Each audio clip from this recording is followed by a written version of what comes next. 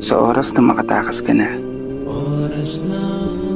huwag ka nang babalik pa sa sitwasyon na yan.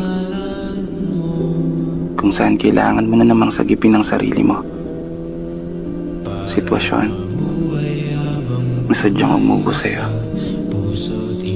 at nagpahirap sa'yo. At sitwasyon na inakala mong papaboran ng mundo. Kasi may mga pagkakataon sa buhay natin na aakalain mo na isang magandang tanawin ang nakikita ng mga mata. Ngunit sa oras na ihakbang ang mga paa, ay isang malalim na bangin pala ang nag-aabang sa'yo. Dahilan para masaktan ka. Dahilan para maging malungkot ka. Dahilan para manghina ka.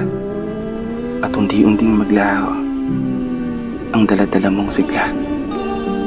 Mapapatanong ka na lang talaga, sinong sasagip sa'yo? Sinong sasagip sa'kin? Sa oras na muli kong piliin ang sumugal at muling tumalon sa bangin na inakala kong para sa'kin. Huwag ka nang babalik pa sa sitwasyon na kakaawaan mo ulit ang sarili mo habang nakatitig sa salamin.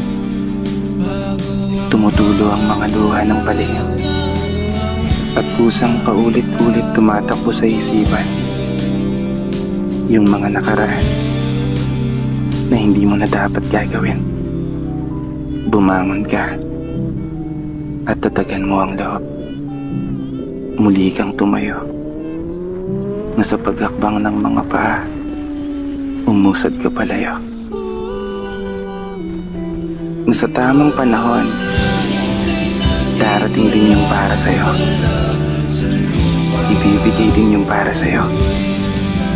At kusang masisilayan ng mga mata yung napakagandang tanawin na pinapangarap mo.